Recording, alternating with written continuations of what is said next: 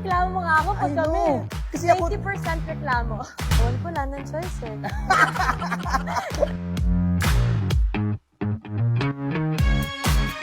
Tao ka eh. You feel like that sometimes. So, important na may mga nag-remind lang sa'yo na, that's okay. Hello Catherine fans! Ito na nga ha, Catherine is back mga kasombreros. Nag-post ang The Filipino Channel ng video na nag-gym, no? At saka nag-workout mga kasombreros si Ma'am Catherine kasama si Sir MJ Felipe. Nakakita niyo yung sequence, napapansin niyo ba yung mga kasombreros yung nung nakarang araw si Sir MJ Felipe, tapos si Sir Alden, tapos ngayon naman si Sir MJ Felipe naman at saka si Ma'am Catherine yung magkasama. So alam niyo yung pattern. So team panatag po tayo mga kasombreros. Sila po ay nagsama sa gym nga mga kasombreros, no? Nag-workout. Siguro may pinaghahandaan na si Ma'am Catherine mga kasombreros, if I'm not mistaken. Ay kung hindi Maria Elena or kung hindi Elena 1944 ay panibagong endorsement or panibagong show mga kasombreros. So talagang inaabangan dito yung Elena 1944 mga kasombreros. So may interview siya, Are You G with MJ Felipe. So meron siyang interview siguro. Aabangan natin ito mga kasombreros ha. Tapos hindi ko alam ha. Kasi nakita ko talaga yung pattern dito. Si Ma'am MJ Merfori, yung reporter ng showbiz reporter ng TV5, si Ma'am Aubrey Carampel, na-meet niya rin si Sir Alden nakarang araw. Na-vlog din natin yon. Tapos ngayon si Sir MJ Felipe, nung nakaraan sa Belo, nakita sila. Tapos itong si Sir MJ na naman si Ma'am Kat. So, nakita niyo yung pattern. Ako napagtatagpi-tagpi ko yung mga pattern dito. So, baka may interview sila na gagawin mga kasombreros at saka aabangan natin ito na kung ano yung mga pasabog pa ng Kat din mga kasombreros. Maybe separate interviews ang gagawin nila. So, ang sabi naman Katrin dito, ang pinaka-importante dito na may mga nagre-remind sa'yo na that's okay, parang ganon. So, parang sila sa Alden lang mga kasombreros. So, team panatag tayo. Dalawang single, dalawang nag-aantayan ng tamang panahon, mga kasombreros and mga Katrinatics. So, team panatag tayo kasi nakita natin yung pattern, ha? Team panatag, team Kath, then mga kasombreros. And then ito, si Pops Alden ay nag-post ng kanya, parang medyo malalalim ang mga post ni Sir Alden ngayon mga kasombreros. Sabi niya dito sa kanyang Instagram story kanina, sabi niya dito, all in, all heart mga kasombreros. Tapos, parang mga cartoon character. Hindi ko alam kung Naruto ba itong pinapanood niya mga kasombreros. Tapos dito naman sa isa ay sobrang lalim din, no? Ng kanyang pinost dito mga kasos. Ang isa dito ay medyo naiiyak ako. Sobrang touching mga kasombreros. Sabi niya dito, set your heart ablaze, go beyond your limits. Tapos parang anime rin itong pinapanood niya mga kasombreros. Yung isa dito mga kasombreros, may encourage ka at saka matatouch mga kasombreros. Sabi niya, pain, family, ghost, ego, hope, love. Tapos sabi niya dito sa baba, me, no? Tapos yung anime character, hindi ko alam kung sino tong anime character mga kasombreros. So may mga, syempre may mga sakit din, may mga pain si Sir Alden, may family, may goals din siya sa buhay, of course, no? Nakita naman natin, ego, yung kanyang sarili, yung hope, yung love mga kasombreros. Tapos parang siya dito, parang warrior, no? Malakas siya mga kasombreros na nakikipaglaban at pinaglalaban ang mga ito, yung kanyang sakit, family, goals, ego, hope, and love mga kasombreros. So, kayang-kaya yan, Pops Alden, sa ngalan ng pag-ibig ni Lord sa atin. And then ito, ang cute ito, Instagram story niya, si Bunso, no? Si Angel, mga kasombreros na dalagita na, at saka sobrang mapagmahal din, at saka dito, mapagmahal at saka minamahal siya mga kasombreros. Ang ganda ni Ma'am Angel, no? Pwede siyang artista mga kasombreros. So, natural ang kanyang ganda, no? At saka dalaga na. And then ito, of course, no? Yung, ito muna. So, ito sobrang touching din ito mga kasombreros. Pinagtagpi ng isang Aldenatic yung tulong, no? At saka yung time na may pandemic or may COVID mga kasombreros. Noong year 2020, tapos ngayon year 2025 nga ay tumutulong pa rin si Pops Alden. So grabe, hindi nagbago ang kanyang puso, mga kasambreros. So the same, no, namimigay siya ng relief packs dati 2020, tapos ngayon din naman ay kahapon nga ay namigay siya ng relief goods, mga kasambreros, sa mga taong affected naman ng bagyo at saka baha. Grabe, no? Talagang sana maraming Alden Richards ang ma-reproduce sa mundong ito, mga kasambreros, kasi ang mundo ay punong-puno na ng mga bitter at saka selfish, mga kasambreros. So we need Sir Alden na nagsispread ng kindness at humility, mga kasambreros, kahit na bilyonaryo na siya.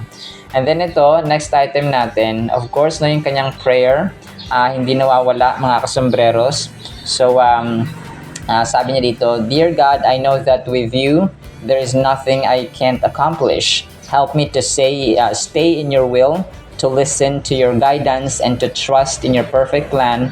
Keep my heart aligned with your purpose so that I don't stray from the path you have set before me. Help me to be on your program, always seeking your plan for my life rather than my own. Give me the wisdom to discern your voice and the courage to follow wherever you lead. Let my life be a reflection of your purpose and glory. In Jesus' name, amen and amen." Napakasarap parati. Ako talagang trip na trip kong basahin ang prayer ni Sir Alden, mga kasambreros, kasi tayo din ay, alam mo yun, nasa-strengthen or napapalakas ng kanyang mga sinishare na panalangin, mga kasambreros, sa ngalan ni Lord Jesus Christ. And then ito, sobrang cute na shinare sa kanyang Instagram story. Itong itong aso na naman, no, corgi, mga kasambreros. Tapos sabi niya dito, "No hesitation whatsoever." Yung parang nagbigay ng pagkain, nagbigay siya ng food, mga kasambreros. Tapos parang sabi niya walang hesitation daw, no, walang kumapapag-atubili at pagdadalawang isip na ang mga aso ay lumapit agad, no, nung tinawag na papakainin, mga kasambreros. Pero parang binitin niya, mga kasambreros, ang video, no. And then ito, next item natin, mga kasambreros, Instagram story ulit ni Sir Alden. Sabi nito, "Use pain as fuel." So gamitin daw ang sakit, ang pighati, ang problema, ang trial na ating na kung nararanasan ngayon bilang fuel, bilang gasolina. Kasi di ba parang yung isang motor, yung isang sasakyan, hindi siya tatakbo ng walang fuel, mga kasambreros. So yun ang sasabi din Lord, na kapag tayo po ay may trial, gamitin natin ito as opportunity para mas lalo pang mapalapit sa Panginoon. So yun po. And then ito, next item natin, another Instagram story ni Sir Alden, no. Maraming salamat at hindi siya nawawala ng Instagram story at posts, mga kasambreros. So ito po ay kuha pa nila sa London, mga kasambreros, pero kanina lang na ni Ma'am Angel at saka ni Sir Alden, no, ginawa niya ring Instagram story. So pinost ni Ma'am Angel, pinost din niya, mga kasambreros, yung sa parang sa castle yata ito sa Harry Potter, mga kasambreros. And then ito, syempre yung mga bike na mga posts ni Sir Alden, no, hindi talaga nawawala itong si Tadej.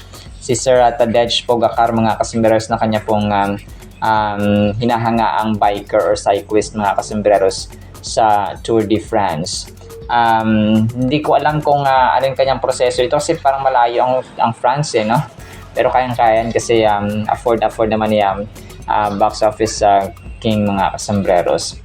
Alright, so yun lang. Sige, yun lang po sa ating Kathleen items. Pero baka pa kayo kasi meron pa tayong update. Sinabi ko kanina na may sakit si Ma'am Catherine. So ngayon ay, pero nung nakaraang gabi pa yata yun. So kung itong sa TFC na in-upload with Sir MJ ay pre-shoot, ay so ito po yun, mga kasunod na oras lang po ang labanan. So pero yun po, no, after na magkasakit ay magaling na rin si Ma'am Catherine, mga kasambreros. So basta binisita ni Pops Alden. Ganon. Magalit na naman yung iba dyan. So lang po sa ating Kathleen items, nawa po ay pakinggan po natin ang Word of God. Again, today is July 29, 2025, Tuesday na po. Sana po ay pakinggan po natin ang Word of God. At para po sa ating Word of God ay sobrang ganda nito, mga kasambreros. Ang title, "Niloloko ang Self." Bakit kaya ganito? Galatians 6 verse 3, "For if anyone thinks himself to be something when he is nothing, he deceives himself." So niloloko lang daw natin ang ating sarili, mga kasambreros, na akala natin ay meron tayong something na ipagmamalaki, meron tayong pwedeng maipagmayabang, ay wala pala. So, niloloko natin ang ating sarili, mga kasembreros. So, may encounter na ba kayo ng tropa o ng kakilala mo na parang ang yabang-yabang tapos wala naman palang ibubuga? Parang ganun, mga kasembreros, no? So, ang term ng Bible doon ay niloloko lang nila ang kanilang mga self or kanilang mga sarili, mga kasembreros. And tayo minsan, no, nagiging biktima rin tayo sa ating sarili. Ako, ikaw, tayong lahat ay nagiging biktima minsan na ba't parang ako ang magsusorry dapat na siya naman dapat kasi meron akong ganito ganyan. So, parang sinusuma natin yung managawa natin mabuti.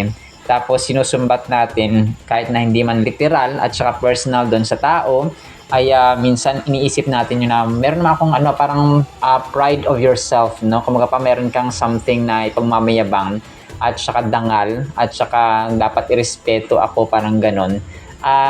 Ibang bagay po yun, mga kasos, pero itong something na parang mahangin minsan, no? Sobrang yabang, mga kasembreros, na you think of yourself to be somebody, parang ganon, whereas na nobody pala, mga kasembreros, no?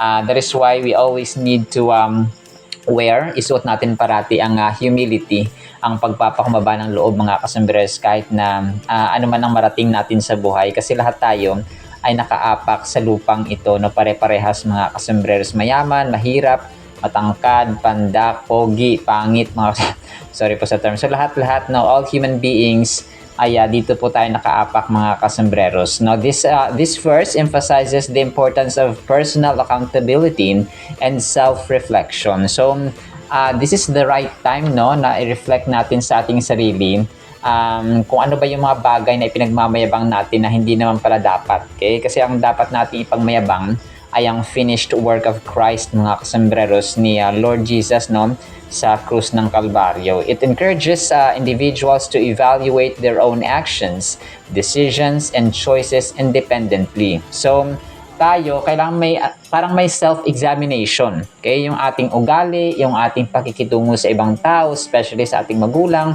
sa ating kapatid, asawa, anak, and so on, mga kasembreros. No, we have to evaluate. No, meron tayong assessment dapat na ginagawa sa ating sarili na masyado na yata akong nagyabang, masyado na yata akong mahangin, masyado na yata akong mapagmalaki. So we need to stoop down and be humble, mga kasembreros, because that's what pleases God. Individuals can measure their behavior against their own standards and values by testing their own actions rather than comparing themselves to others. So iba pala, no, kapag kinukumpara natin ang ating sarili sa iba, kasi there will be someone na greater, there will be someone better sa atin, mga kasembreros. May mga tao talaga na mas magaling at saka mas angat sa ating, mga kasembreros, so that ang standard dapat natin ay yung ating sarili toward God, mga kasembreros, at hindi ang ibang tao. Kasi minsan din, no, kapag ginagawa nating measurement ang ibang tao, ito nga yan eh. So parang may mga flaws at saka imperfections tayo nakikita sa kanila, tapos ginagawa natin yung dahilan para gumawa rin ng masama or gawin yung kanila, mga kasembreros, na ginagawa, which is mali, no?